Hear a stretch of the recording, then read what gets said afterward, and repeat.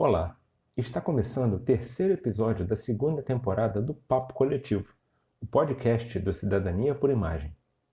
Somos um coletivo de estudantes do curso de Licenciatura em Cinema e Audiovisual da Universidade Federal Fluminense. Aqui você pode ouvir os registros das videoconferências sobre cinema, audiovisual e educação que promovemos durante o período de isolamento social causado pela pandemia do coronavírus. O tema da conversa de hoje, que parte da videoconferência gravada no dia 26 de outubro de 2020, é audiovisual e educação. Conversamos com Marília Franco, pesquisadora em audiovisual e educação, graduada em cinema e com mestrado e doutorado em artes pela Universidade de São Paulo. Esse encontro teve a mediação de Lucas Reis. A equipe responsável pela realização dessa temporada foi composta por Bruna Massa, Guilherme Cerqueira, Mariana Mendes, Mário Marinato, Pedro Romeiro e Thomas Gamboa. As artes visuais são de Ayomi Araújo, Guilherme Cerqueira, Mariana Mendes, Pedro Romeiro, Raquel Aranha e Rafaela Whittaker. Deixamos aqui também nossos agradecimentos a todas as pessoas que participaram dos encontros e que contribuíram para uma conversa ainda mais rica. Bom podcast! Boa noite a todos, bem-vindos à terceira edição do Papo Coletivo, o podcast do coletivo Cidadania por Imagem, fundado por estudantes de cinema e audiovisual, licenciatura da Universidade Federal Fluminense. Hoje a gente está aqui com Marília Franco, professora do curso de audiovisual da Universidade de São Paulo, a USP, uma das grandes pensadoras da área de cinema e educação, dessa área que nos é tão cara. A Marília, ela é da primeira turma de cinema e audiovisual, de cinema na época, né, da Universidade de São Paulo, o primeiro curso de cinema do país, e a única mulher formada daquela primeira turma. E desde sempre, desde o seu início, nesse percurso do cinema, ela conta que tinha esse interesse por cinema e educação, com o qual viria a trabalhar depois, né? Acho que era algo ainda menos comum do que é hoje. Hoje temos um curso de graduação numa universidade pública de cinema licenciatura, mas na década de 60 esse campo ainda era muito mais rarefeito e a Marília já estava ali iniciando esse trabalho na academia, né, de forma muito pioneira e muito importante. Então, primeiro queria pedir para a Marília falar um pouquinho também, se apresentar, além dessa minha apresentação, e falar que eu fico feliz de ver aqui diversos educandos do primeiro período, do terceiro período do curso de Cinema e Audiovisual Licenciatura, porque acho que passar pela Marília Franco é fundamental dentro desse nosso percurso na graduação. Então, por favor, Marília. Oi, Lucas, meu amigo. Obrigado pelo convite. E a história é essa, né, que você falou. Eu entrei em 67 no curso de cinema da ECA, era só cinema na época, não tinha o audiovisual ainda, quer dizer, não se falava, né, em audiovisual dessa maneira. E no primeiro dia de aula, eu quero estudar cinema e educação. E claro que daquele momento em diante eu virei a coisa mais esquisita dentro do curso, e eu sou esquisita até hoje lá para o pessoal, né? Mas também, ao mesmo tempo que eu sou esquisita, eu sou muito teimosa, e eu persisto desde 67 nessa ideia, né? E o mais gostoso de tudo isso, o mais interessante de tudo isso, é eu estar acompanhando, né, uma área do audiovisual em transição permanente, né? Porque quando eu comecei a querer falar, estudar sobre isso, eu tive um grande incentivador, isso é muito importante dizer. Eu tive uma pessoa que foi minha interlocutora desde o início, que entendeu o meu interesse, que me estimulou o tempo todo, que foi ninguém menos que Paulo Emílio Salles Gomes, né? Que é assim um grande ícone do cinema brasileiro, da história do cinema brasileiro, que foi meu professor, que foi meu orientador de mestrado, mas eu não terminei o mestrado com ele porque ele morreu antes. Ele fez o favor de me abandonar no meio do caminho, né? Mas sendo uma figura tão esquisita dentro do curso, mas tendo o apoio do Paulo Emílio, isso foi muito importante, né? Porque pelo menos eu tinha uma pessoa ali com quem conversar e que entendia o meu interesse. E o meu interesse é um pouco autobiográfico, vamos dizer assim, porque eu sou filha única, eu fui criada como uma criança entre adultos, e desde sempre o cinema teve uma importância muito grande para mim em termos de me mostrar o mundo, né? de me situar no mundo. Eu assisti toda a Vera Cruz, né? No cinema perto da minha casa. E a minha relação com esses filmes que eu via, né? Então, dois parâmetros para mim assim era os filmes da Vera Cruz, filmes brasileiros, e os musicais da Metro, que sempre amei de paixão. Então, os processos de projeção e identificação que foram acontecendo comigo de forma absolutamente intuitiva, mas não inconsciente. Então, esse é um aspecto importante. Eu percebia que existia ali um processo de troca cognitiva entre eu e o filme, né? E outro dia eu estava até escrevendo um texto relatando assim essa minha relação com o audiovisual e por que eu me interessei pelo aspecto da educação, e relatando um evento, né, um acontecimento muito marcante na minha vida, que foi quando eu assisti assim, A Moça, da Vera Cruz, num cinema pertinho da minha casa, que foi um momento de vários desencontros e encontros, né, cognitivos e afetivos. Primeiro, o filme era proibido até 10 anos, eu tinha 8 quando o filme foi exibido. E a minha mãe me levou ao cinema assim mesmo, e eu fiquei o tempo todo muito preocupada que alguém descobrisse que eu tinha só 8 anos e que a minha mãe tomasse uma bronca, porque ela estava infringindo a norma e tal, não sei o quê. Mas tudo bem, cinema de bairro, tal. Entramos, fiquei assistindo o filme e tal. E eu tinha uma relação muito forte com as empregadas domésticas na minha casa. Eu era uma menina sozinha, vivendo entre adultos, e as empregadas domésticas eram minhas grandes amigas, e, em geral, elas eram negras. Então, tinha uma relação muito afetiva com pessoas negras, né? A minha avó era uma boa italiana, ela era bem preconceituosa, não tratava bem as empregadas negras, né? E eu ficava muito irritada com aquilo. Então, era um conjunto assim de situações afetivas, emocionais e tal. Eu me ponho diante do filme, fico assistindo, tá, até que no fim do filme tem uma cena chocante de um negro que é chicoteado, amarrado ao tronco. E, obviamente, eu abri o berreiro dentro do cinema, né? Mas berreiro mesmo, né? Daqueles assim de o cinema inteiro tá ecoar o meu choro. E logo depois dessa cena, eu ficava tentando engolir o choro, mas não dava, né? Eu estava realmente muito envolvida emocionalmente na cena. Aí o filme acaba, eu ainda continuo soluçando, né? E várias pessoas se aproximam assim para ver o que estava acontecendo, né? Porque era a maluca que chorava feito doida lá dentro do cinema.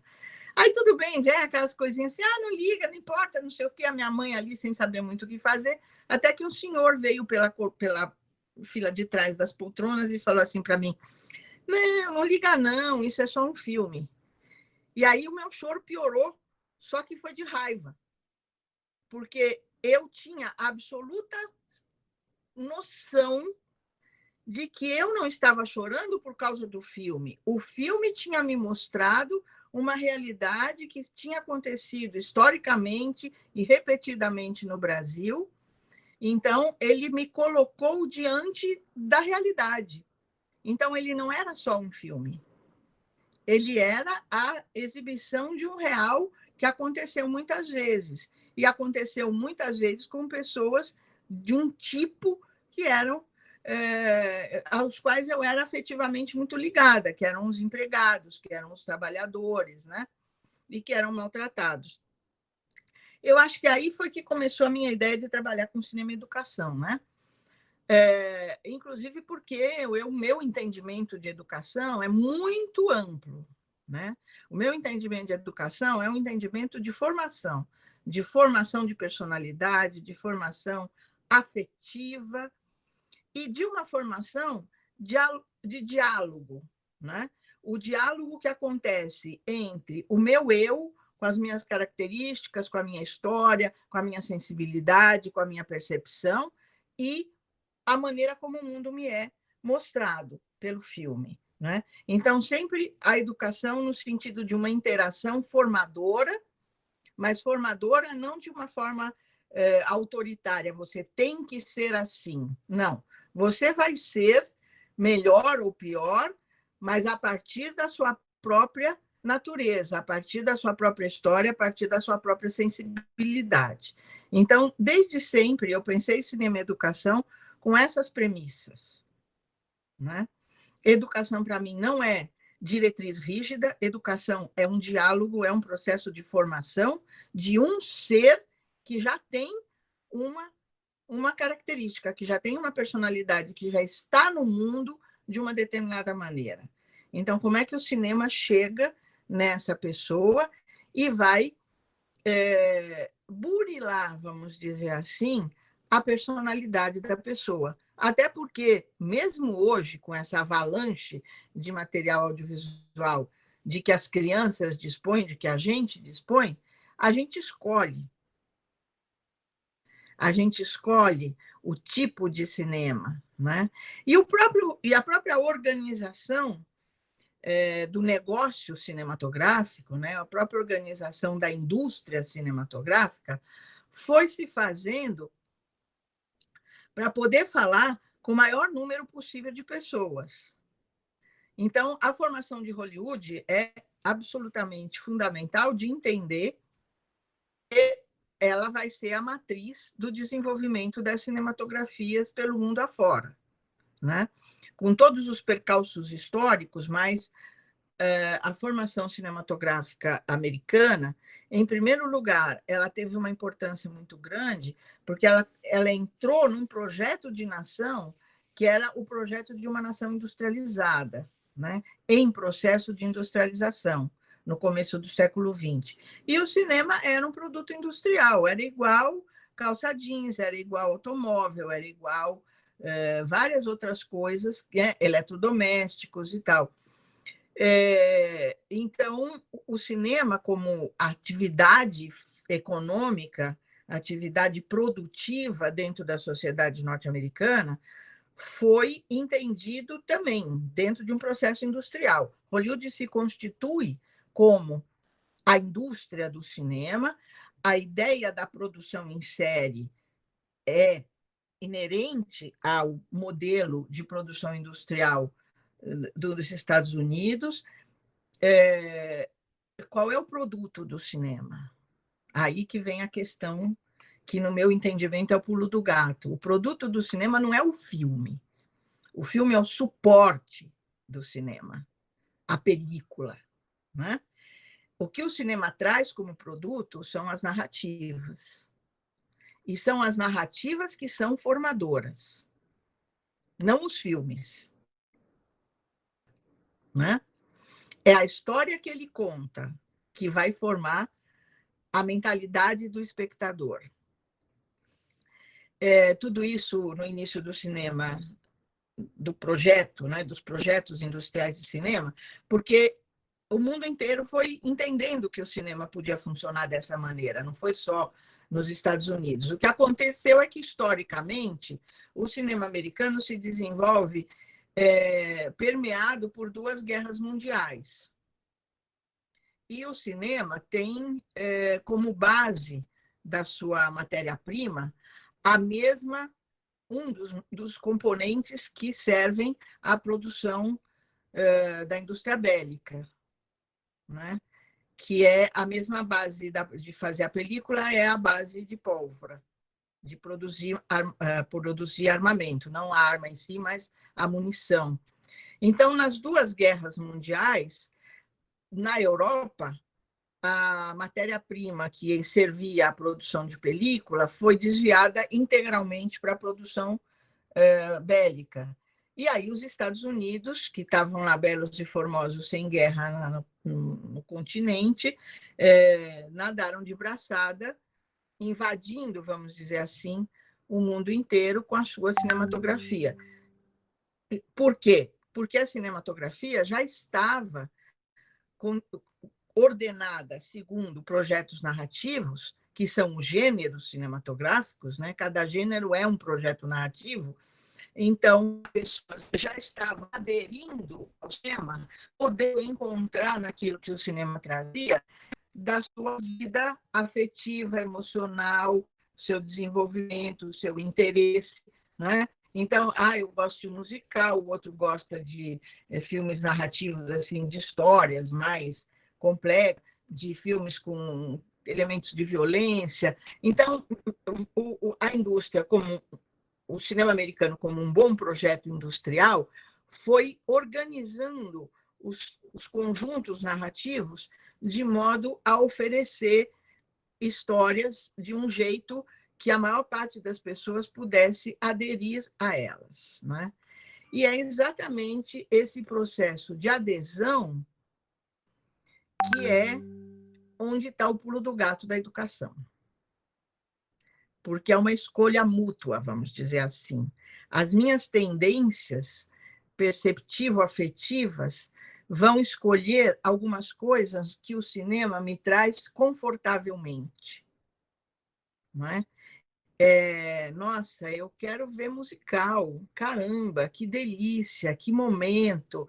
Eu me jogo na tela, eu virei a Doris Day, eu virei a Sid Charisse, eu virei todas aquelas atrizes maravilhosas que dançavam, que cantavam, né?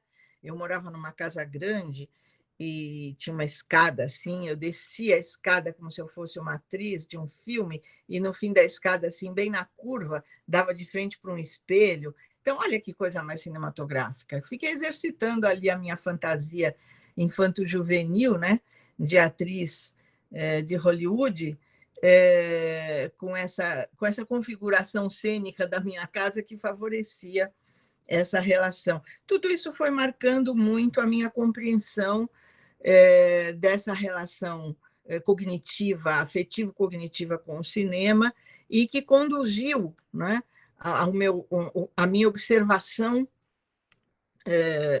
do cinema enquanto um elemento de formação, portanto, educativo, né? Tem uma história muito interessante que o Edgar Morin conta num dos livros dele. O Edgar Morin era muito amigo do Jean Rouch, né?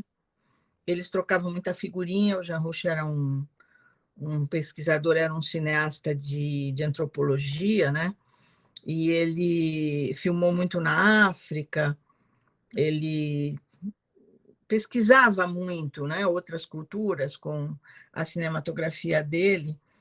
E o Jean Rouch uma vez contou para o Morin, e é o que ele relata no livro dele, que ele estava num país africano, não me lembro qual, ele estava na capital desse país africano, claro, um país predominantemente de indivíduos negros, e ele entrou num cinema e estava passando um filme americano, e que era um filme que se passava num navio, era um navio negreiro, e o herói do filme era o comandante do navio, que era um branco, óbvio, né? Que tinha acabado de pegar negros na África e estava levando para a América para vendê-los como escravos. E, obviamente, esses negros estavam vivendo dentro do navio numa condição muito ruim e tal. No meio do caminho, quase chegando perto já dos Estados Unidos, o navio sofre uma tempestade, né? Entra no meio de uma tempestade e corre o risco de arrebentar, porque estava muito pesado.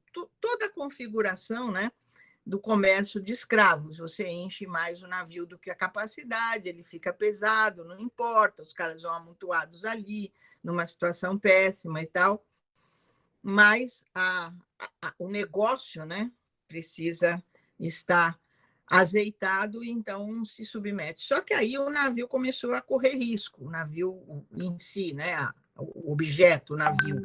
E o comandante teve que tomar uma decisão para preservar o navio, né, que era a coisa mais importante, independente das vidas humanas que estavam dentro daquele navio. E aí tem todo o entrecho, né, de tensão da história e tal, proteger o navio é um personagem também importante dentro do filme, até que ele decide que ele precisa desovar uma parte da carga que ele tem para garantir a sobrevivência do navio, né? Falando aqui sobrevivência entre aspas. E ele faz isso, ele pega um tanto dos negros e joga no mar, que vão morrer, óbvio, né? No meio de uma tempestade. E a plateia negra do cinema aplaude. Não é? E aí o Jean Rouch ficou horrorizado com aquilo, né? Como é possível isso, né? Como é possível eles serem tão capturados assim pela narrativa a ponto de não fazer não ter o vínculo afetivo com o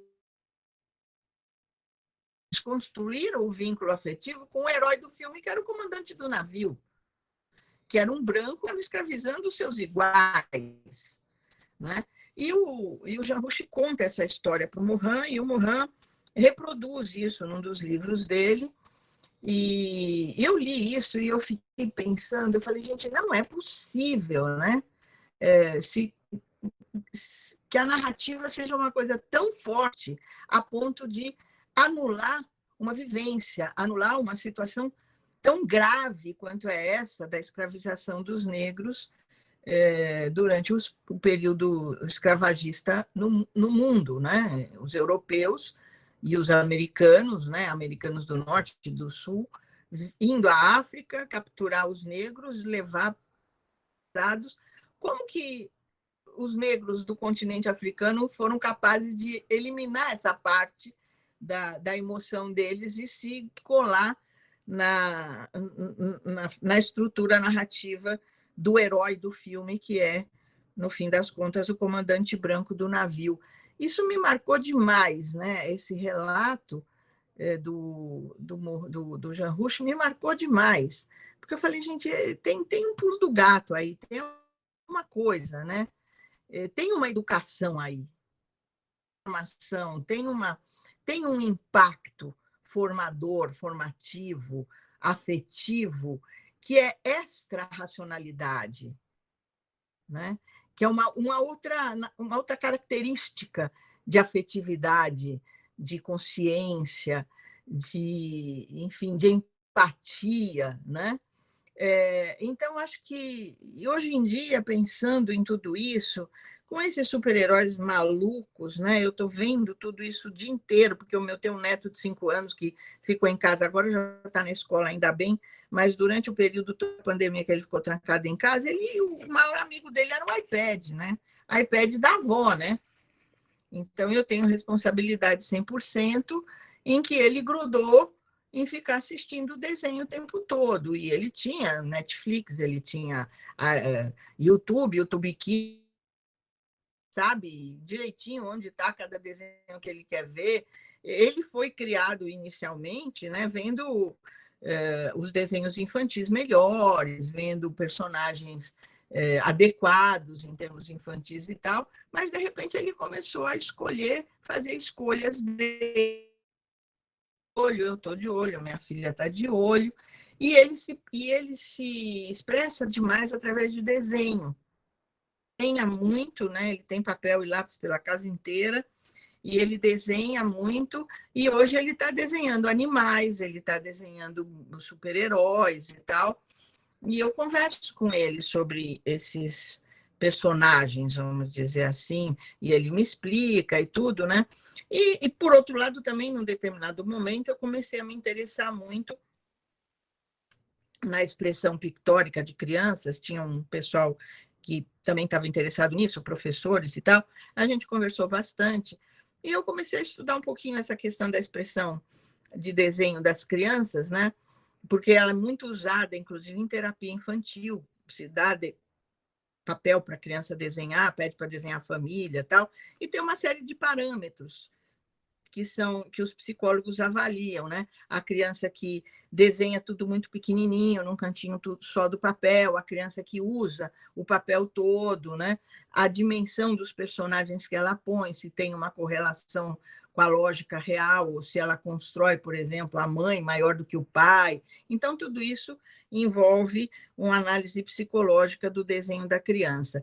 E eu comecei a observar que o meu neto usava toda a folha do A4 para desenhar, né? E eu comecei a pensar comigo, que bacana, nossa, que menino inteligente, ele usa a folha inteira, ele desenha bem e tal. De repente eu me acendeu, né? Eu falei, não, acho que não é bem isso, né? A folha para ele é a tela do iPad. Então, o personagem que ele está desenhando aparece na tela inteira do iPad. Então, ele está reproduzindo isso. Quer dizer, será possível que esse contato com a tela do iPad, com os desenhos que ele vê ali, estão influenciando a expressão pictórica dele e vai bagunçar a cabeça do psicólogo se ele for fazer uma análise do desenho do meu neto? Quer dizer, vocês percebem como muita coisa muda a partir dessa exposição exacerbada, principalmente das crianças, ao audiovisual, né? A gente não deixa muito ele ver coisas assim. A gente faz um certo controle, né? A minha filha já falou que tem umas coisas que ele não deve ver e ele, por enquanto, obedece, né? Ele está só com 5 anos. Então, quando entra naquelas coisas, ele já vem, até mostra para a gente assim, esse aqui eu não posso ver, né? Aí a gente fala, é melhor não, escolhe outra coisa, né?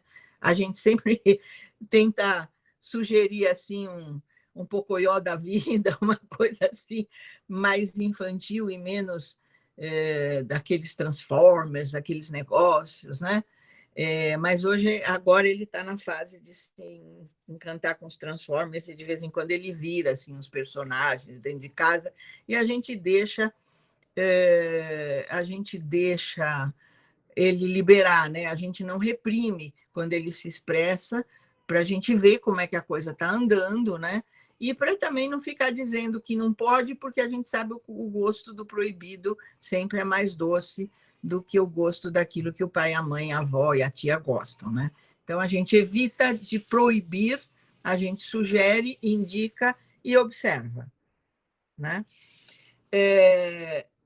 Então, isso é a maneira como a gente precisa entender o audiovisual na educação das novas gerações, né? Entendi daí a educação no sentido muito amplo, no sentido cotidiano, doméstico, de substituição de outros brinquedos, de outras convivências que muitas vezes as crianças não têm por falta de dinheiro dos pais, não têm por falta de tempo dos pais de estarem dando atenção, levando a criança no parquinho, distraindo com outras coisas, acaba a telinha, em geral a tela do celular do pai ou da mãe, que acabam virando a referência. Aqui na minha casa, o meu neto ele sozinho tem 2 iPads, né, de tamanhos diferentes, que ele opera, enquanto um está carregando, ele está com o outro para baixo para cima, né?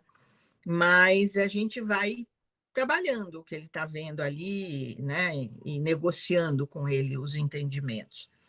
Como isso chega na sala de aula? É o outro pedaço.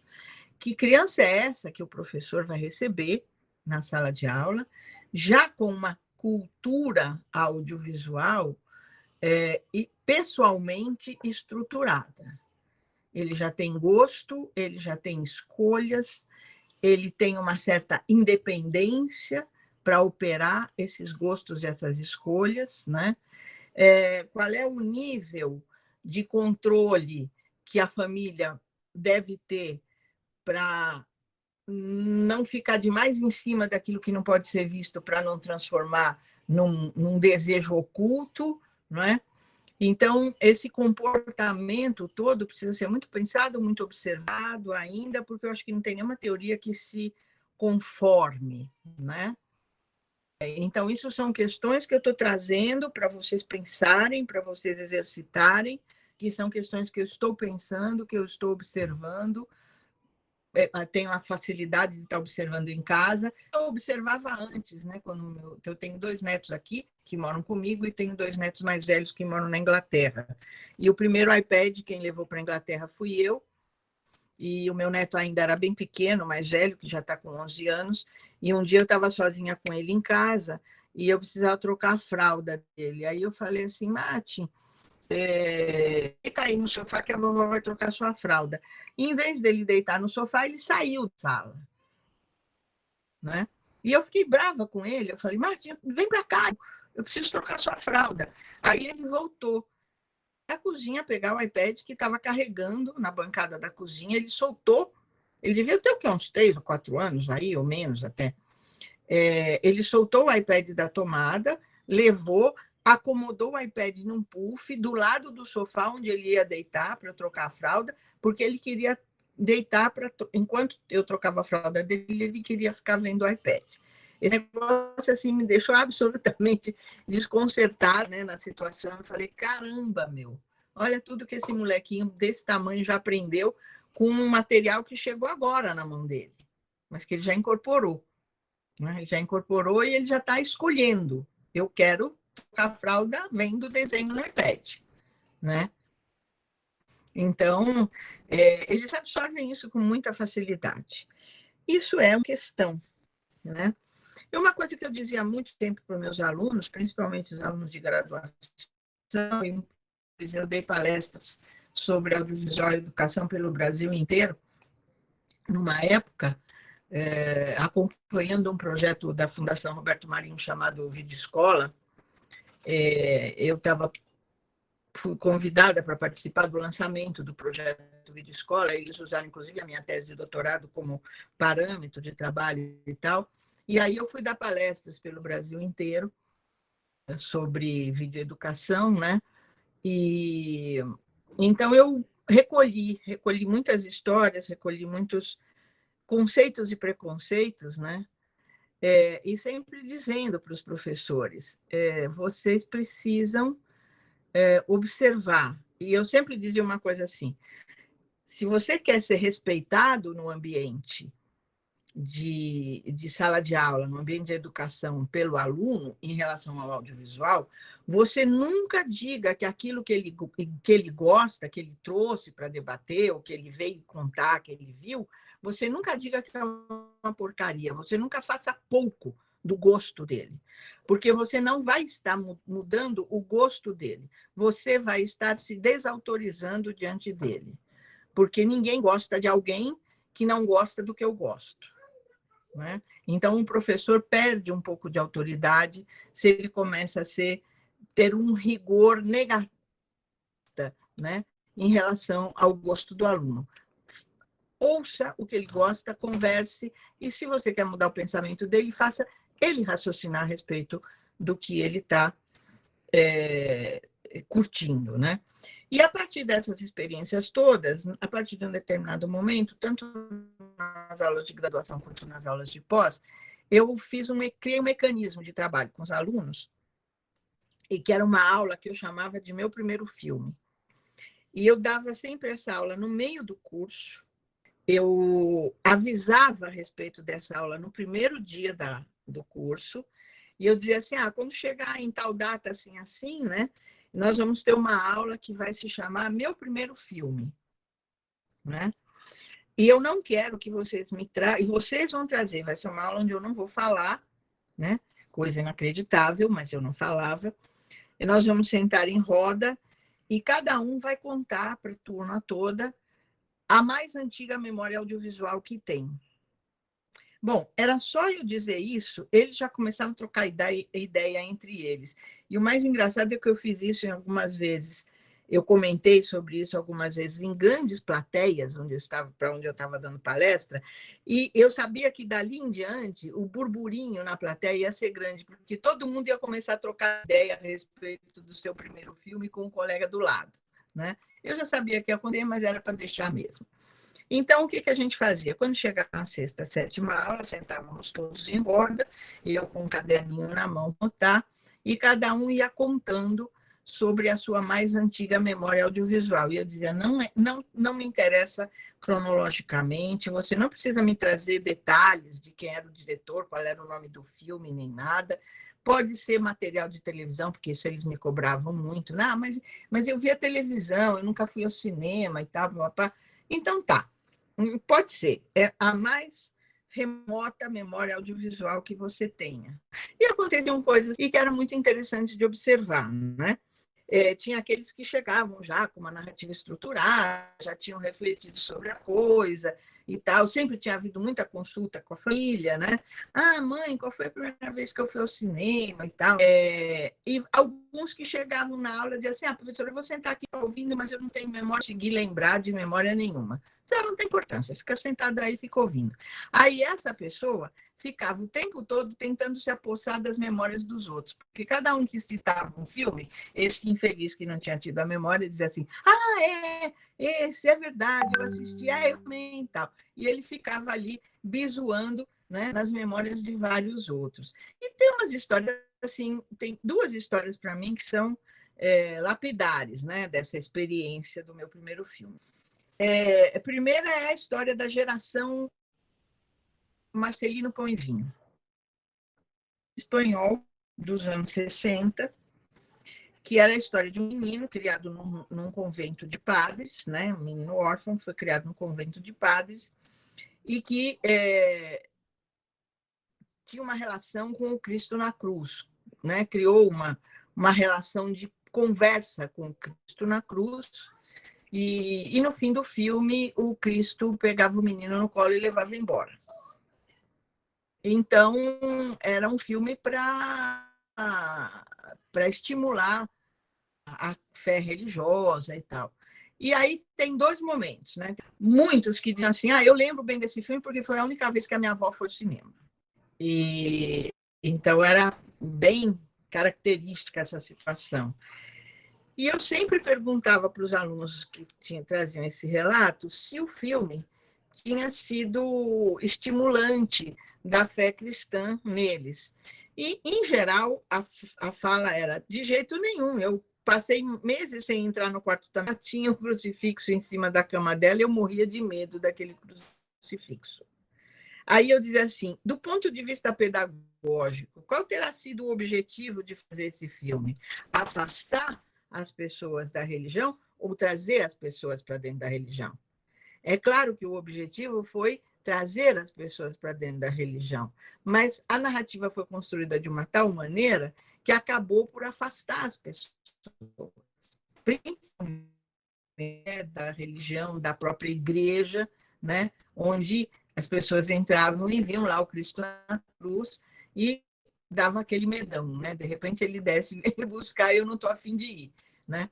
Então isso sempre foram conversas muito produtivas, essas conversas do meu primeiro filme. Essa história do Marcelino Pão e Vinho é uma muito interessante, e a outra muito interessante foi num curso de pós-graduação, me procurou no começo do curso uma japonesa, que era aluna de enfermagem, fazer meu curso. Eu falei, poder você pode, eu não sei qual vai ser a utilidade do curso, mas você pode, claro que sim. Mas não, é porque eu trabalho com... a minha especialidade como enfermeira é fazer a avaliação do nível de coma dos pacientes, principalmente os pacientes que entram em pronto-socorro. E definir nível de coma e tal, e é absolutamente fundamental, porque se a pessoa que vai definir o nível de coma erra, o médico ele dá essa informação para o médico, e o médico pode dar uma terapia equivocada se ele não avalia bem o nível de coma do paciente que está chegando. E aí eu falei, bom, tudo bem. E ela queria fazer filme sobre isso, ela queria fazer um filme didático sobre isso, porque ela dizia assim, é muito difícil a gente não pode botar os alunos de enfermagem num pronto-socorro e eles ficarem em volta do paciente que chegou em estado grave para ficar vendo como é que se aplica a técnica para definir o nível de coma. Então, eu acredito que fazendo um filme sobre o assunto eu possa facilitar a aprendizagem, né? Que era uma coisa assim muito complexa, muito delicada. Falei, não, tudo bem, assista o curso aí e tal. Aí, quando chegou na história do meu primeiro filme, com essa turma, ela ela veio assim, estava sentada lá no meio da turma, muito tímida, assim, muito sem jeito, falou assim: ai, professora, eu estou aqui muito atrapalhada, no caso, você pode dizer o que você quiser. Ela assim, é porque a minha família me reprimia muito com o meu gosto cinematográfico. A minha família quase me impedia de ir ver os filmes que eu queria ver, porque todos os filmes que eu queria ver eram filmes que tinham sangue, que tinham morte, que tinham acidentes, era esse tipo de filme que eu gostava. E a minha família me reprimia demais sobre isso. Aí eu virei para ela e falei assim: você percebe que esse seu gosto pelo cinema era uma base de formação profissional para você? Porque o que você vê hoje no seu trabalho? Sangue, acidente, desastre. Você estava se preparando para a sua profissão. Você já estava com ela embutida dentro de você e o cinema foi uma forma de você se preparar para ela. A menina quase chorou.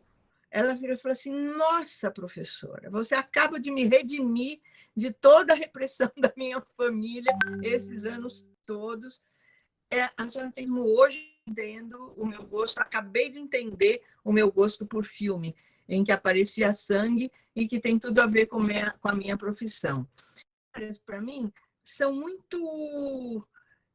Elas dizem muito da questão do cinema e da educação, né?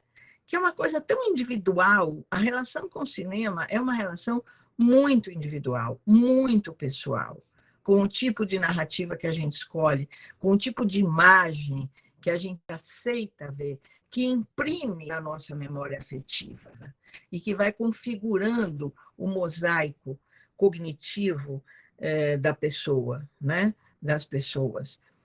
Por um lado, é isso, né? Por um lado, tem esse aspecto de que eu vou escolher o filme que já tem uma relação com um certo padrão meu estético, com um certo padrão meu narrativo, que é absolutamente intuitivo. Não é nada assim, eu sei, eu já sei, não é isso, né? É intuitivo, absolutamente intuitivo isso. Por um lado. Por outro lado, e eu uso sempre o exemplo da sessão, o filme que passa na Globo na segunda-feira, né? Sessão não sei o que lá, não lembro o nome do programa, como ele imprime, acaba imprimindo no gosto das pessoas, na memória das pessoas, uma coisa terrível de violência. Porque 90% dos filmes que são exibidos nessa abençoada sessão da segunda-feira são filmes violentos. Hoje, isso é menos importante na medida em que quase todo mundo tem mais canais e que tem os canais a cabo são temáticos, né? Então, eu, por exemplo, pode parecer a coisa mais esquisita do mundo, mas eu adoro dormir assistindo CSI, né? Então, eu boto lá no canal 99 na minha televisão e fico assistindo CSI Nova York, CSI Miami, CSI Las Vegas, CSI Diabo 4, que é também de crime, de morte, de não sei o quê. O que me interessa no CSI? Eu detesto coisa de crime, de morte, de sangue, de essas coisas todas, mas eu gosto muito da parte científica do CSI. Como eles pesquisam, como é que eles descobrem o corte da faca que matou não sei quem, a profundidade, como é que eles pegam, onde eles pegam impressão digital para saber quem é o criminoso, enfim, é essa parte da ciência, da criminologia, né, que me interessa muito no CSI. A parte dos crimes eu dei um pouco de lado assim, fecho os olhos para não ver, mas na hora da investigação é a coisa que me interessa no CSI. Eu não escolheria um filme desse para ir assistir no cinema. Na televisão tá bom, me faz dormir. Quer dizer, é a coisa mais maluca, mas enfim, cada doido com a sua mania, e a minha mania é assistir CSI antes de dormir. Mas enfim, então eu acho que a gente está muito ainda engatinhando na compreensão dos padrões que a cinematografia universal E quando eu falo cinematografia universal, eu estou falando no que a televisão oferece, porque hoje a minha geração escolhia alguma coisa no cinema. Hoje o cinema é quase irrelevante diante da avalanche do que se pode escolher na televisão nos 900 mil canais que existem, né? Então, hoje significativo mesmo é o que se pode ver na televisão, quer dizer, o espaço de pesquisa pedagógica é mais o que a televisão oferece, o que as pessoas escolhem, o sucesso dos canais especializados em filme de aventura, em filme de crime, essa coisa toda, né? De investigação, enfim. Filme romântico, não tem muito canal que fica passando filme romântico, mas enfim, né? Eu acho que hoje o padrão é observar o que as pessoas, principalmente o jovem que está em processo de formação ainda, do seu gosto, da sua visão de mundo, né? Que ainda está moldando o seu print afetivo, sensorial, né? Que o cinema oferece, que o produto audiovisual oferece. Quais são os instrumentos para a gente observar? Quais são os padrões que se repetem? Eu acho que isso é uma pesquisa que está para ser feita ainda. Aí eu estou provocando vocês que estão começando, né? E deixando aqui, eu acho que eu já falei pelos cotovelos, eu gostaria que vocês mandassem alguma pergunta, enfim, a gente vai estabelecer um certo diálogo, tentar estabelecer um diálogo. Mas, assim, primeiro, para encerrar, cinema e educação tem que sair completa. O fundamento das relações entre cinema e educação tem que estar completamente fora do padrão cognitivo racional da escola. A relação entre cinema e educação é afetivo-cognitiva, através de narrativas e de padrões estéticos. Não tem nada a ver com a racionalidade das matemáticas, da leitura, da aprender a ler, né, da racionalidade da alfabetização, e dialoga diretamente com personalidades já em processo de formação, né? A criação do gosto, a criação das empatias, né?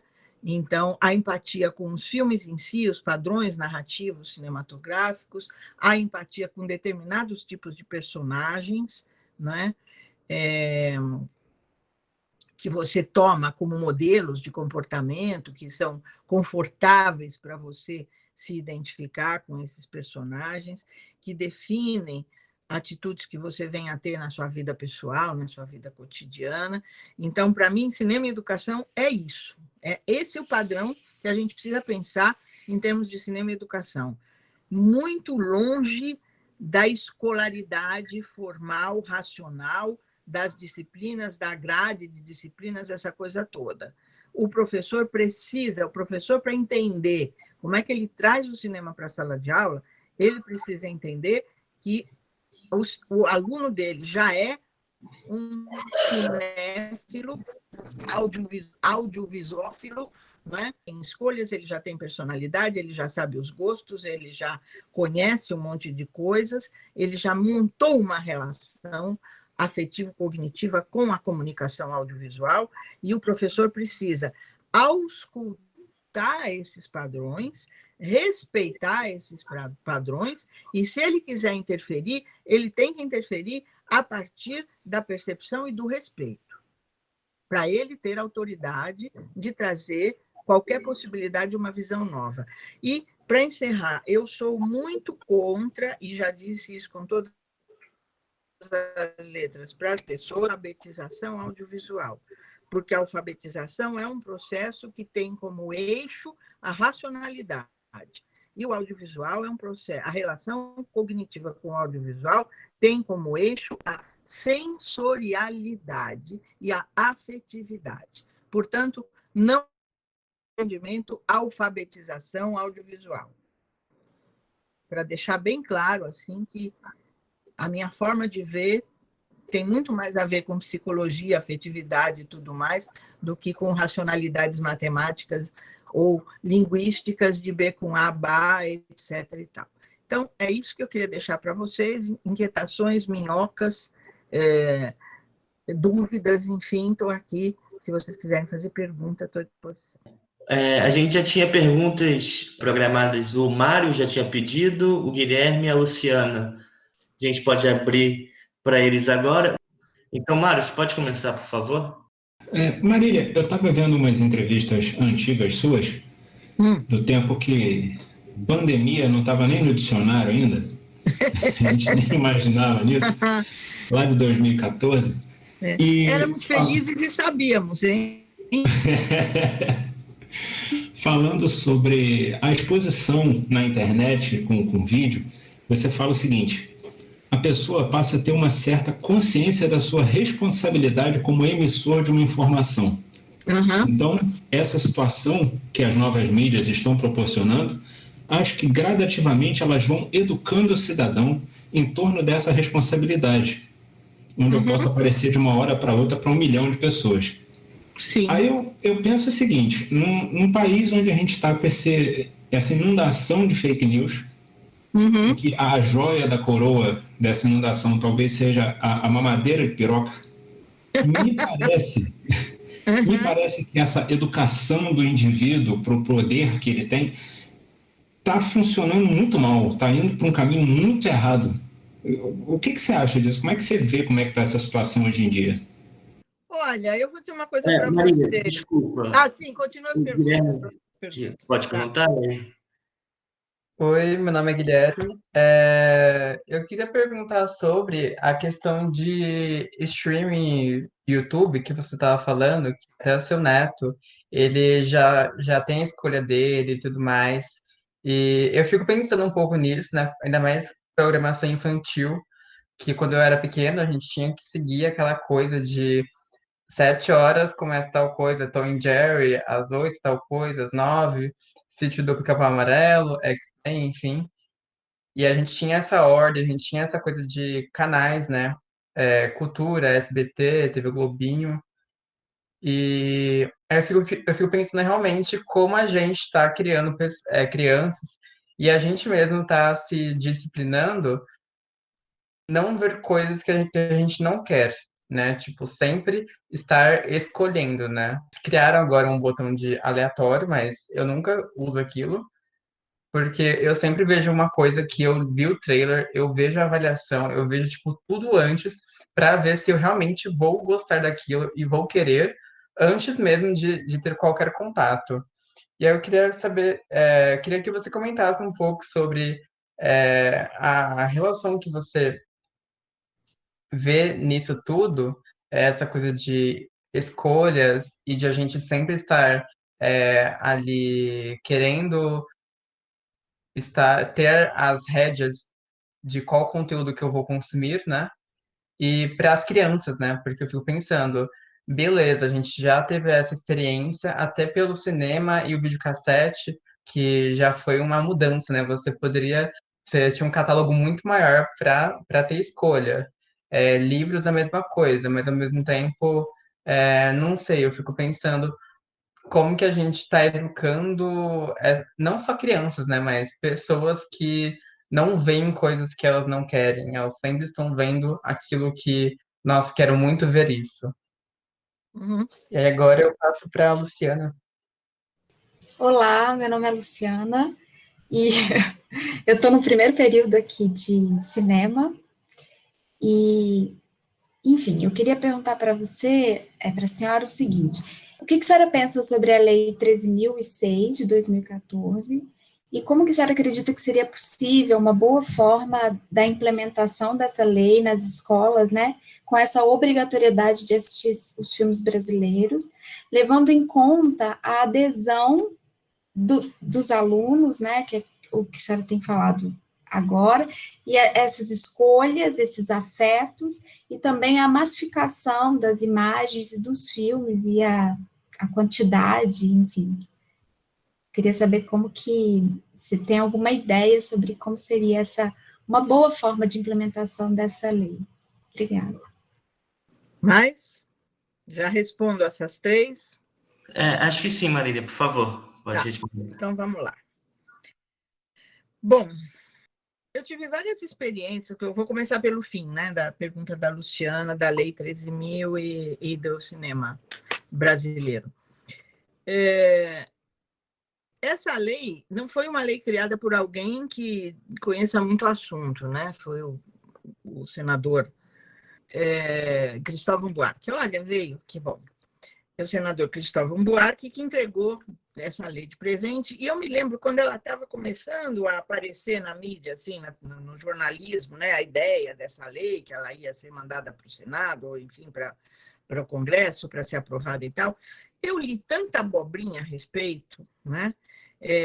Imagina que absurdo, o cinema brasileiro é uma porcaria, vai obrigar a botar nas escolas. Eu ainda sou daquela época da pornochanchada, que é sacanagem, né, e tal, enfim. Ou era cinema novo, que era uma coisa muito chata, muito intelectual, ou então era o pós-cinema novo, que era a pornochanchada, né? Então, fui passando, assim, ao longo desses anos todos, por várias etapas, né? Quer dizer, começando lá na Veracruz, quando a Veracruz era um orgulho do cinema brasileiro, né? Mas que durou pouco por motivos que não vem ao caso agora e tal. Mas, enfim, o público brasileiro, a sociedade brasileira, foi tendo uma relação muito contraditória sempre com o fazer cinema no Brasil, né? Depois que veio a televisão, que vieram as novelas, que veio a paixão pela novela, a qualidade do trabalho da Globo, né? Eu, gostando ou não gostando ideologicamente do que a Globo faz, eu sou obrigada a reconhecer que eles realmente conseguiram construir um império de comunicação audiovisual da melhor qualidade. Estou falando qualidade estética, qualidade profissional, eu não estou fazendo aqui julgamentos ideológicos, tá? Mas eu não posso negar a qualidade do trabalho da Globo. Por quê? Porque eles fizeram um grande projeto de gestão. Se alguém quiser pensar nisso e entender um pouco melhor sobre isso, tem que ler o livro do Gabriel Prioli, que chama Campeão de Audiência, que o Gabriel escreveu a partir de conversas com Walter Clark, que foi o cara que mudou o padrão de gestão, né, da Globo, e que foi o que deu à Globo toda essa predominância e essa qualidade que ela tem hoje. É uma questão de gestão mesmo, né? E o livro lá explica muito bem, a gente precisa entender isso para depois a gente fazer todas as outras ilações ideológicas, estéticas, enfim, de gosto que a gente queira fazer. Mas, enfim, a trajetória, né, das contradições entre a relação do público brasileiro com o cinema brasileiro. Hoje em dia, eu acho que isso está até meio irrelevante, porque se você gosta, você vai no Netflix, você acha lá. Eu assisti várias coisas brasileiras no Netflix, e, enfim, né? Se você gosta, você vai ver, se você não gosta, você não escolhe, enfim, por aí vai. A questão da escolha hoje já está muito diluída, né? A importância da Lei 13.000 e não sei que número, do Cristóvão Buarque, é realmente você colocar o cinema brasileiro dentro do ambiente da escola.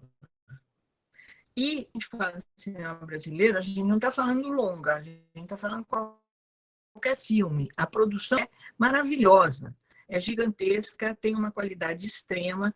Já existiam alguns canais de exibição de curtas para a escola, e eu trabalhei esses canais anos a fio, que é o Porta Curtas, né, que você podia aderir com facilidade, as escolas já tinham tela e projetor nas salas de aula, dava um computador, já dava para usar.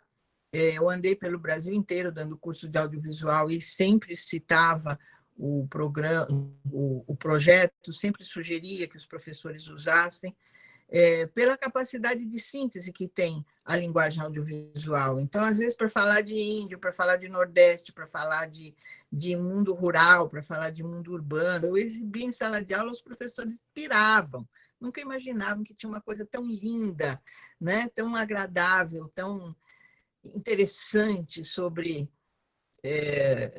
cultura brasileira. Se pega um Velho Afiar, por exemplo, não há quem não se apaixone pelo filme. Não saia da sala cantando a música, entendeu? Então, isso já quebrava todo um preconceito, toda uma bronca, né, das pessoas, dizendo, eu não sabia que isso existia isso já há tanto tempo e tal, né? Então, isso já tem uma quebra.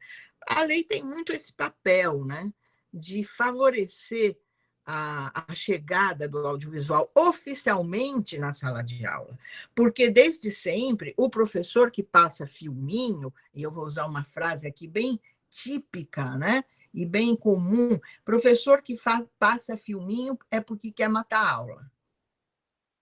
Essa é uma visão que me acompanhou durante décadas no meu trabalho de audiovisual e educação.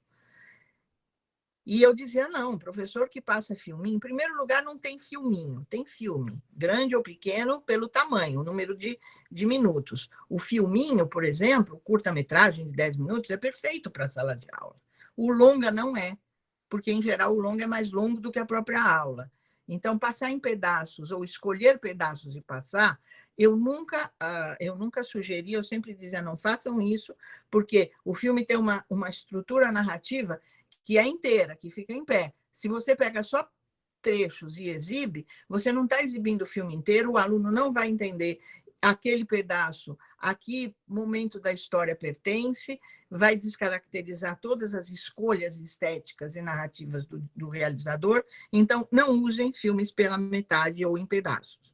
Ou passa inteiro, ou é melhor não passar, né? E sugeria sempre que a escola usasse o mesmo filme, então fazia uma exibição de um filme inteiro, e aí vários professores, cada um na sua disciplina, ia fazer trabalho em cima daquele filme, mas não picotassem o filme em pedaços para passar na sala de aula. Sempre fui contra isso. E essa lei ajudaria, se bem aplicada, né, ajudaria a trazer o cinema para a sala de aula, para a escola, de um modo geral, não só para a sala de aula, mas para o ambiente escolar, né? A gestão desse cinema no ambiente escolar ficaria a critério das escolas, mas elas estariam cumprindo uma legislação, elas estariam fazendo alguma coisa que lhes era dado fazer, né? Não precisava dizer assim, passou o filminho para matar a aula, o professor faltou, eu jogo um filme lá, e a criançada faz uma zona danada e não assiste o filme coisa nenhuma, enfim. A gente quebraria, né, esses padrões negativos que o cinema dentro da escola traria. Perder tempo com isso é bobagem, não ensina nada. Você vai quebrando esses padrões de preconceito que existem há décadas, né, que os próprios professores têm medo, né, de usar o cinema. Então, só que até hoje a gente não funciona, com algumas raras e preciosas exceções, das quais a gente ainda nem tem exatamente uma avaliação, né? Eu não conheço muitos trabalhos a respeito de escolas que tenham aplicado a lei conforme o espírito que ela propõe, né? Então, esse é um estudo que está precisando ser feito. Por outro lado, as duas perguntas trabalham com duas questões que são a mesma, né? Que é a escolha e a repressão, né? Eu posso escolher e ser reprimido, eu posso escolher e escolher mal e ser orientado. Aí é uma postura da escola, é uma postura do professor, é uma postura da família, escolher pela repressão pura e simples, do tipo não pode ver, né? É proibido, é feio, Deus não gosta, né? O padre condena, o pastor não vai absolver, essas coisas todas que a gente tem visto muito por aí, né? Então, essa sua escolha fala mal de você. Eu cheguei a participar de programas de cinema na escola, sendo chamada para trabalhar com os professores, para orientar e tal, porque a escola fez um programa, né, de cinema antes da lei do Cristóvão. E aí os pais iam na escola e começavam a reclamar que o aluno estava vendo cena de sexo, que não sei o quê e tal, papapá. E aí o pessoal que montou os programas, era um programa do pessoal do SESC, chamava A Escola Vai ao Cinema, isso lá nos anos 80, né? E eles fizeram uma escolha até bastante criteriosa de uma série de filmes brasileiros para serem exibidos, longas-metragens, e foi uma confusão. Os professores ficavam apavorados, não sabiam o que fazer com aquilo, os pais começaram a ser contra, não sei o quê. E aí eles me chamaram para fazer um trabalho com os professores de como eles se virarem para usar o programa e aguentar o falatório dos pais. Então, é essa questão da escolha e da repressão. É melhor que o seu filho veja uma cena de sexo contextualizada dentro de um... Claro que não de sexo explícito, filme de sacanagem, né? Porno filme, não é isso. Mas, por exemplo, tem um filme baseado numa obra literária que tem uma cena de um casal na cama que não tem nada de extraordinário, né? O pai e a mãe daquele menino dormem na mesma cama, então vai maliciar porque no filme e tal. Então, iam lá, ficavam furiosos e tal, e aí eu precisava dar argumentos, tanto para a direção da escola quanto para os professores, para justificar aquela escolha, uma escolha da literatura, a cena é justificada e tal, né? Então, é melhor você apresentar e expor, e explicar e contextualizar e dar liberdade, inclusive, de que a criança e o adolescente, principalmente, falem o assunto, se expressem a respeito daquele assunto, né? Do que me reprimir e ele assistir na casa do amiguinho, né? Que o pai liberou e a mãe liberou, fica só com a empregada, vai na casa do amiguinho, fica vê na televisão, o pai tem uma coleção de filme pornô, que o moleque já aprendeu como é que punha na televisão, e aí ele assistia aos vídeos e tal, né? Então, a questão da escolha e da repressão é uma questão que nós estamos vivendo profundamente no momento atual do Brasil e do mundo, né? Mas particularmente no momento do Brasil. Esses dias, eu não sei se vocês viram, mas eu vi repetidamente no noticiário da internet, vendo notícias de Folha de São Paulo, de O Globo e de Estadão e tal, a bispa, né, a pregadora lá de uma igreja evangélica, que diz que tem que meter a mão na cara dos filhos e que tem que jogar no chão e botar o joelho no pescoço. Quer dizer, uma pessoa dentro de uma igreja dando esse tipo de orientação para os pais, em que mundo é esse? Uma mulher, em que mundo a gente está vivendo, gente? Eu li 2 ou 3 vezes a notícia para acreditar no que eu estava lendo. E o jornal estava dando a notícia justamente dizendo, olha que nível chegamos. Nós estamos num momento em que as escolhas estão sendo cada vez mais proibidas e a repressão está se apresentando em todo o seu esplendor. Eu já vivi isso. Eu já vivi isso no tempo da ditadura. E eu estou vendo acontecer de novo. E eu estou dizendo de uma questão de ação. Eu não estou falando da ideologia da direita, da esquerda, do religioso, do não religioso. Eu estou falando de atitudes. A liberdade de escolha está sendo reprimida. Em vez de ser explicada, em vez de ser contextualizada, não vamos evitar que se tenha liberdade de escolha. Vamos determinar um padrão ideal de sociedade, de comportamento, de julgamentos, de atitudes, e todo mundo tem que seguir esse padrão. O cinema quebrou muito dessa postura que era anterior, né? O cinema foi quebrando. Quando eu comecei a estudar a questão do cinema educativo, eu fui descobrir que nos anos 20, já na década de 1920, já existiam muitos movimentos de cinema e educação no mundo, principalmente a partir de ações da Igreja Católica. A Igreja Católica sempre teve um vínculo muito forte com o cinema, e um vínculo forte no melhor sentido do termo. Não era só no sentido repressivo, de limitar liberdades de escolha e tal, mas de entender o cinema como um elemento muito fundamental da formação das pessoas, né?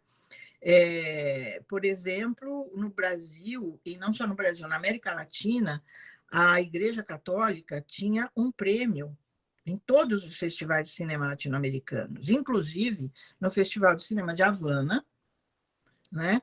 Tinha sempre um júri da Igreja Católica que premiava os filmes que passavam no festival. E era considerado um prêmio super importante, né? Então, isso vem lá dos anos 20, já o interesse da Igreja Católica sobre os efeitos do cinema na formação das pessoas, na formação. Vejam bem, eu não estou falando de educação. A educação tem um sentido muito diretivo, né? Muito de conformação, e a Igreja Católica via o cinema no ambiente da formação.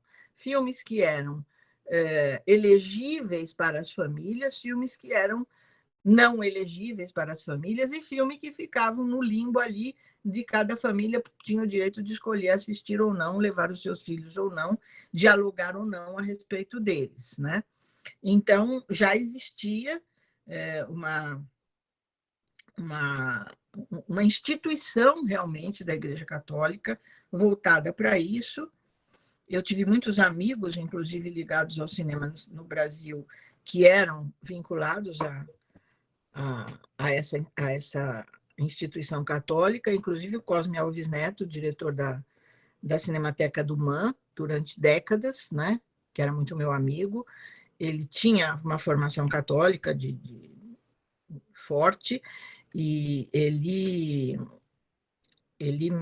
me ajudou muito a conhecer essas coisas da Igreja Católica. Um outro professor da Universidade Federal de Minas Gerais, José Tavares de Barros, que também tinha sido seminarista, depois casou, teve filho, tudo, mas nunca deixou de lado o interesse pelo cinema. Então, eles todos formavam o júri desse prêmio da Igreja Católica. O Silvio Tendler foi um dos caras que mais ganhou esse prêmio. Não estou conseguindo lembrar o nome agora do prêmio, mas era um prêmio muito importante no meio cinematográfico. E no Festival de Havana, em Cuba, eles davam também esse filme para os filmes latino-americanos que se apresentavam lá no festival.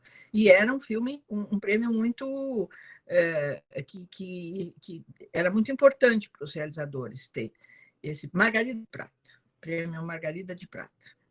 Né? Se vocês puserem Margarida de Prata no Google, vocês vão ver a quantidade de filmes que ganharam Margarida de Prata na América Latina toda. Né? Os festivais todos tinham o júri do Prêmio Margarida de Prata.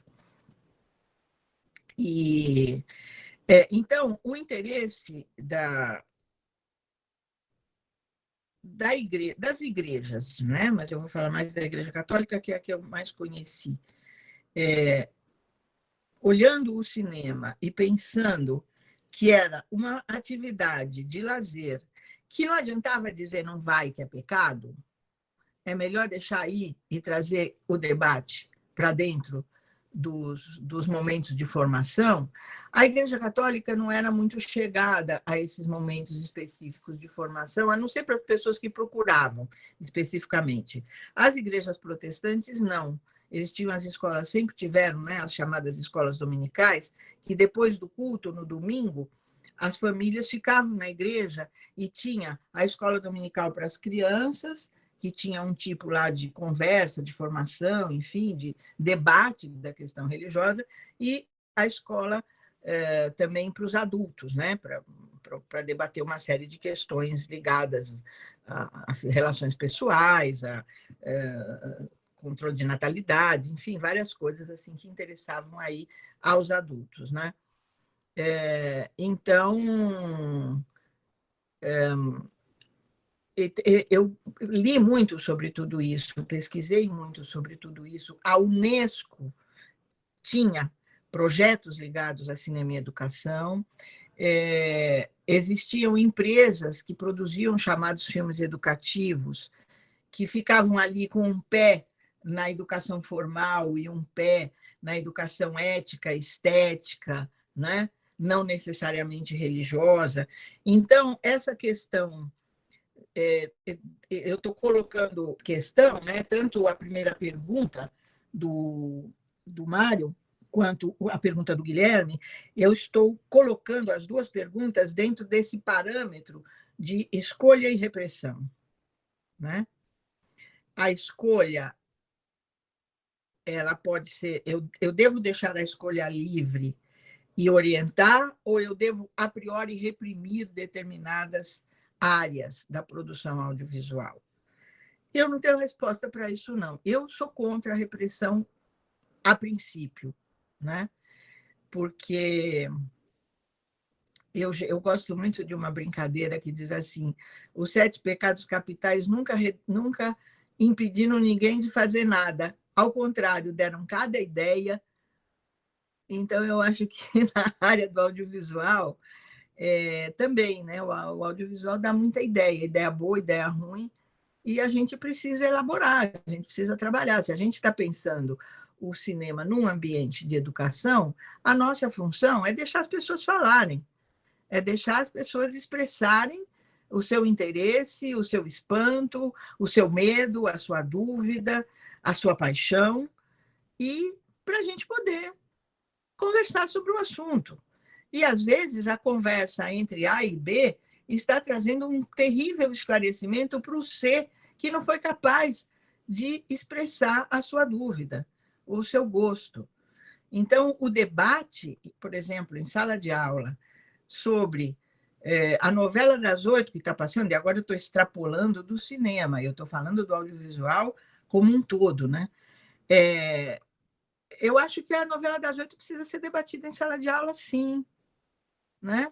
Ela tem tantos elementos ali, a questão de classe social, a questão das repressões, das concessões, das repressões, dos modelos, né? Agora, por exemplo, a repetição dessa novela agora que está apresentando a menina trans, vamos proibir, vamos reprimir, ou vamos deixar passar, deixar ver e vamos debater sobre o assunto? Quanto isso pode esclarecer pessoas que não têm coragem de expor as suas dúvidas, que têm medo de expor as suas dúvidas, mas na medida em que presenciam um debate limpo sobre essa questão, vão se acalmar, vão compreender a sua própria dúvida, vão compreender o seu lugar nesse ambiente contraditório, né?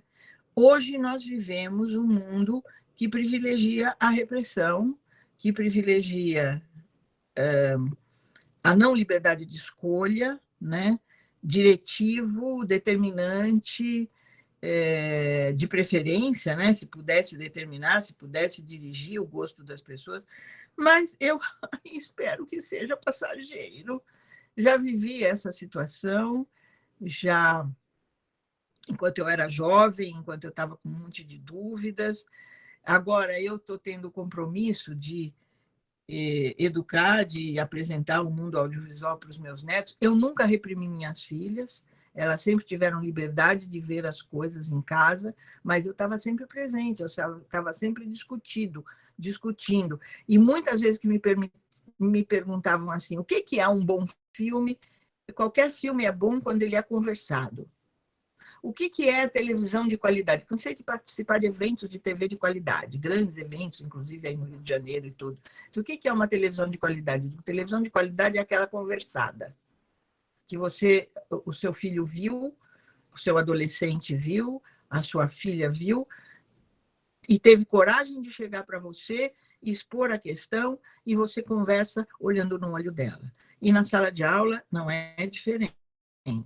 A formação do prof tem que ser no sentido de ter coragem de deixar o aluno falar, de olhar no olho dele e de se expor também como professor em relação ao seu gosto, em vez de reprimir as escolhas, né?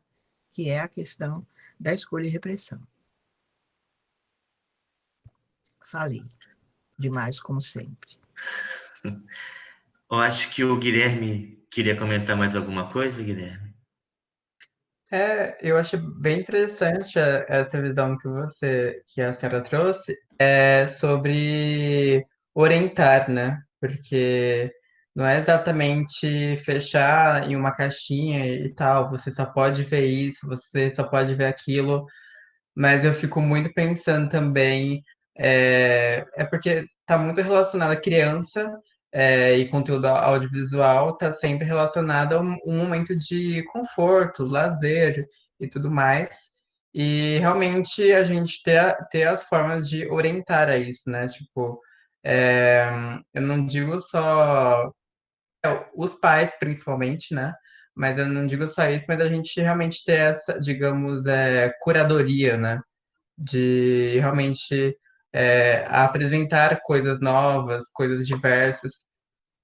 E, por um lado, tem muita gente pessimista, por um outro, eu vejo muita coisa boa de streaming, principalmente pela diversidade, né? Porque a criança tem acesso a uma animação tailandesa que uma TV aberta nunca ia exibir. Então, tem esses dois lados, né? De uma coisa muito ampla, algo talvez perigoso, mas é muito mais diverso, né? Então, é realmente essa orientação.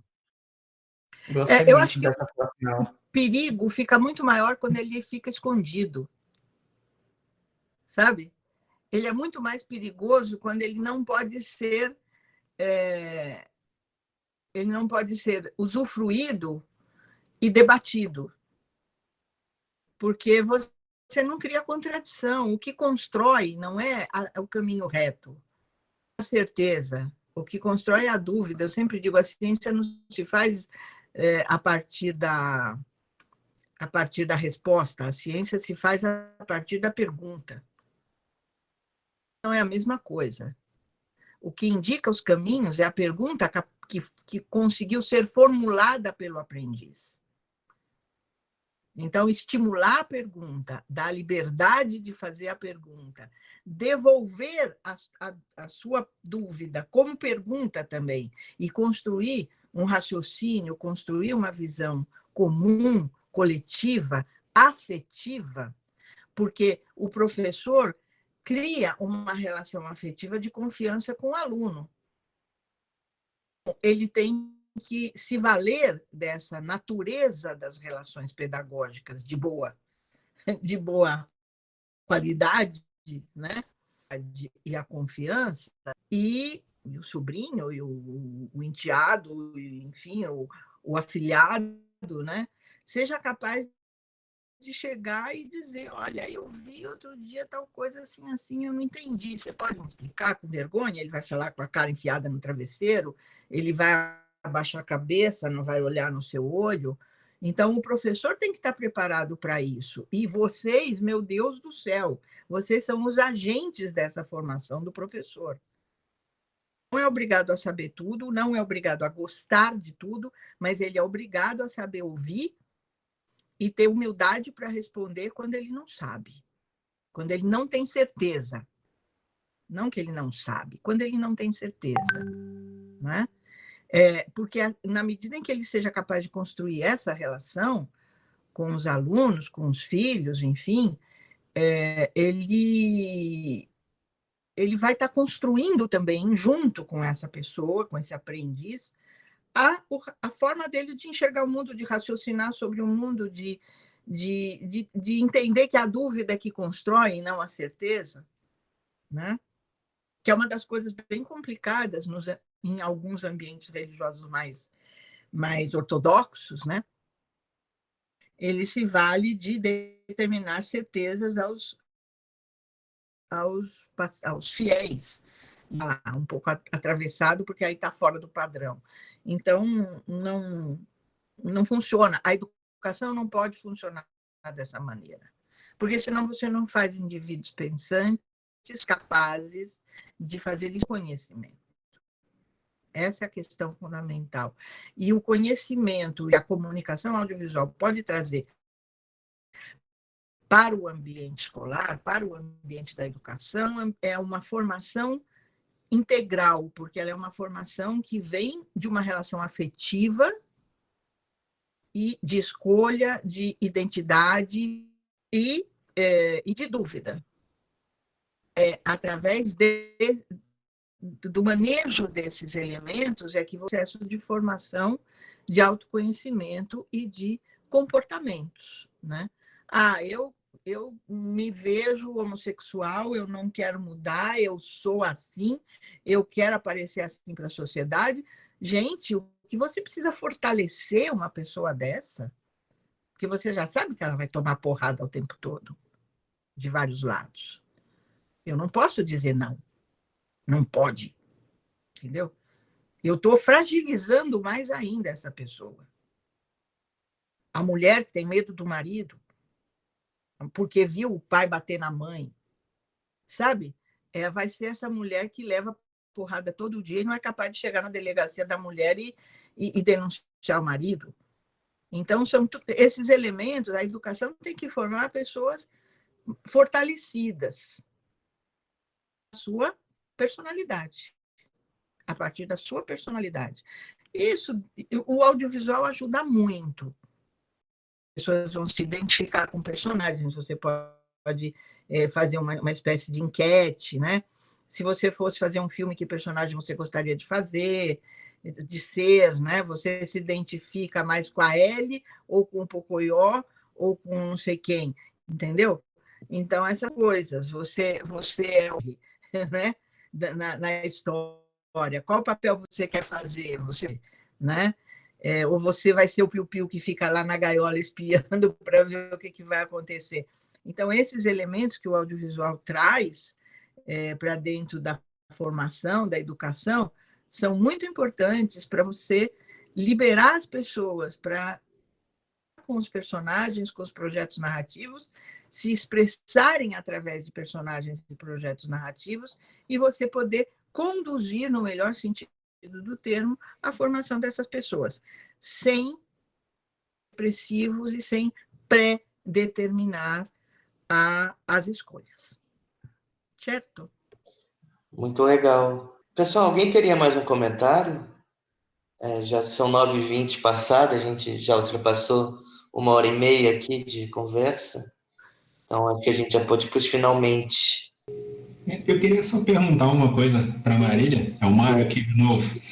O Guilherme agora há pouco falou sobre o pessimismo, sobre a situação atual.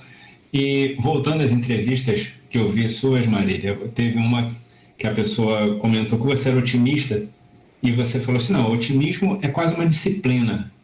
Você tem que estar disposto a ser otimista, senão você não chega a lugar nenhum. Hoje em dia, está exigindo muito esforço essa disciplina? Como é que está para você? Porque, para mim tem hora que é difícil. Como é que está aí? Não, tá muito difícil. Você aceita um churrasquinho de gato? Estão me oferecendo um jantar aqui, por isso que eu fui. Sim, está muito difícil ser otimista, mas eu sou uma otimista por natureza, entendeu? Eu sou geminiana, então eu sou duas. Tem dias que eu estou deprimida, mas a maior parte do tempo eu não estou deprimida, porque eu não tenho saco para depressão. Não que eu não tenha motivo eu tenho, mas eu não tenho saco. Graças a Deus, isso é de personalidade. Mas eu no meio de uma situação tão adversa, toda, mundial, não é só brasileira, né? Mundial. Agora eu estou curiosíssima para ver o que vai acontecer lá na eleição americana. Lógico que eu estou torcendo loucamente pelo Biden, né? Enfim, porque isso vai ter reflexos muito importantes no Brasil e tal. Mas eu sou uma otimista de carteirinha e cultivo o meu otimismo. E acho que a vida são ciclos. Eu já vivi a ditadura, já perdi muitos amigos, torturados, assassinados, tive que sobreviver a tudo isso e, sabe, eu tenho netos, eu preciso acreditar que fez sentido eu botar 2 filhas no mundo e cada uma botar 2 filhos no mundo, entendeu? E eu vejo muito, porque como a minha filha mais velha mora na Inglaterra, eu acompanho muito, né? A gente conversa o tempo todo, e a minha outra filha mora aqui comigo, eu estou, assim, vivendo entre 2 mundos, né? De formação de criança, de escola, de tudo isso. Quando eu vejo o meu neto mais velho com aquela uniforme da igreja, da escola inglesa, que é paletó e gravata, eu falo, que horror! mas aquilo tem décadas, né? Tem mais de século na Inglaterra. Ele vai de paletó e gravata, mas ele é o meu neto fofo, gracinha, sem vergonha, inteligente, né? E não fez a menor diferença para o Mick Jagger, por exemplo, vestir aquela roupa também todo o tempo que ele estudou, né? E ele virar essa pessoa que ele é, e que né, até hoje tal, quebrador de protocolos, de padrões e tal. A Inglaterra é um país muito interessante, porque ao mesmo tempo que eles são extremamente tradicionalistas, né, eles quebraram grandes protocolos na história toda, né? Então, eu gosto muito de mirar um pouco a história de lá e ver que quebrar protocolo é muito legal, mas para a gente quebrar protocolo é preciso que eles existam. E a gente precisa conhecê-los, né? Então, é uma corda bamba entre o protocolo e a quebra dele. Eu prefiro ficar no pedaço otimista dessa corda bamba. Tanto que eu já estou aposentada há um tempão e vocês ainda estão querendo ouvir o que eu tenho para dizer. Yes!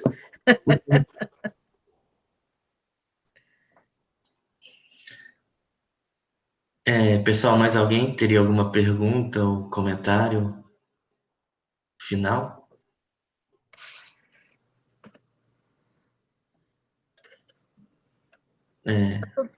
Está todo mundo com fome, Lucas. É verdade, é verdade. Eu já passei tanto tempo, você não puxou a minha orelha. Mas foi ótimo, sim. Queria agradecer a todos que estão aqui, especialmente a Marília. Acho que ter a Marília conosco é sempre uma presença única, iluminada, assim. Eu tenho três áreas de maior interesse no cinema. Uma é cinema educação, a outra é história do cinema brasileiro e a terceira é preservação audiovisual. E a Marília é referência total nessas três áreas, assim.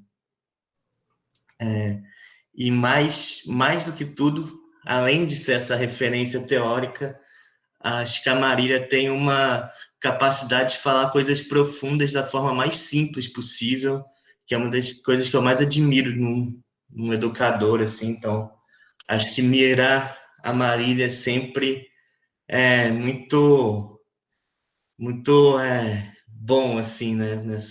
Dá um novo fôlego, um otimismo a mais, como o Mário quer, dá um otimismo para a gente, assim, nessa nossa área, nesse nosso momento. E durante esse projeto de tutoria que eu faço parte aqui no Cinema UF, tá com vocês também amplia esse otimismo, seja esse coletivo Cidadania por Imagem que está aqui junto com a gente. Convido a Marília, inclusive, para conhecê-los depois, melhor, assim, é uma nova geração de cinema licenciatura da UF, que tem um trabalho super bonito, super bacana, super relevante. Enviaram um e-mail para todos os professores questionando as referências bibliográficas do curso há pouco tempo atrás. Acho que é algo que só poderia vir dessa formação de cinema licenciatura. No último Papo Coletivo, inclusive, comentaram sobre a minha turma, né, que foi a turma mais combativa do cinema. E aí eu vejo essa geração nova se colocando de forma bem mais combativa, no melhor sentido, do que foi a minha turma, assim. Fico muito feliz de vê-los. E, enfim, eu falando aqui de cinema brasileiro, essa jovem geração que entrou agora no curso de cinema, a gente propôs também um cineclube, e o tema do cineclube foi cinema brasileiro, a gente está vendo cinema brasileiro. Você falou da Vera Cruz, por exemplo, a gente assistiu o Cangaceiro há um pouco tempo atrás. Nessa quinta-feira vamos assistir o Homem de Sputnik. Então, ver esse pessoal que está entrando agora também com esse interesse específico pelo cinema brasileiro, que acho que não foi tão comum assim há um tempo atrás, é muito legal. A Alice, que eu estou vendo aqui, que está no terceiro período de cinema licenciatura, iniciou a iniciação científica dela agora, estudando Aloysio Raulino, vai pensar o Aloysio Raulino em sala de aula. Acho até Meu que o colega. Raulino, seu colega de turma, não foi? Meu colega de turma. Olha só, Alice, tem uma ponte aí especial para você. Criador maluquinho e bom. Eu até gostaria de depois mandar um e-mail para a senhora para perguntar mais sobre ele, se puder. Se você mandar para a senhora, eu respondo. Se você mandar para você, eu respondo com todo gosto. Tá bom, que eu estou fazendo a pesquisa, estou me interessando bastante no tema. Não, pode mandar sim. Inclusive, a irmã dele, a minha vizinha aqui, e já teve um outro menino lá de Curitiba que quis fazer um estudo sobre ele, e ela disponibilizou um monte de coisas e tal. Legal. Posso até fazer a ponte depois, se você precisar. Sim. Muito obrigada. Tá bom? A hora que você quiser. Tá, eu vou mandar. Eu vou pegar o e-mail com ele e eu já mando. Muito obrigada. Tá bom. Maravilha. Gente, eu adorei conversar com vocês, viu? Gostei muito das perguntas e, enfim, estou à disposição sempre que vocês precisarem. Já avisei o Lucas que assim que eu puder voltar para o Rio, eu vou pular a Bahia e vou até Niterói, que eu adorei a cidade, quero zanzar um pouco mais por aí. Ano passado a Marília esteve conosco, a gente encheu o auditório do MAC, Museu de Arte Contemporânea de Niterói, e hoje, de novo, nessa sala virtual, mas ao menos acho que é uma possibilidade única para os ingressantes conhecerem a Marília, e para mim também, né, mais velho, mas que estar com a Marília é sempre algo único, assim. Então, agradecer novamente Marília, agradecer o coletivo, a todos que ficaram até agora. Bom, e nos vemos em breve. Marília, quer dar o último tchau? Não, só queria agradecer a paciência de me ouvir, a oportunidade de reorganizar minhas ideias e de compartilhar. Perguntas sempre são estimulantes, interessantes, eu anotei coisas aqui. E eu estou tentando ver se eu crio vergonha e escrevo, né? Na medida do possível, eu estou tentando escrever com 2 crianças em casa, é meio difícil, mas eu chego lá, tá bom? Beijo para vocês, muito obrigada. Lucas, a gente se mantém no WhatsApp. Perfeito, Marília. Muito obrigado a você e a todos. Um beijo. Beijo para todos. Valeu, pessoal do Cidadania por Imagem. Tchau, tchau. Obrigada, Marília. Tchau.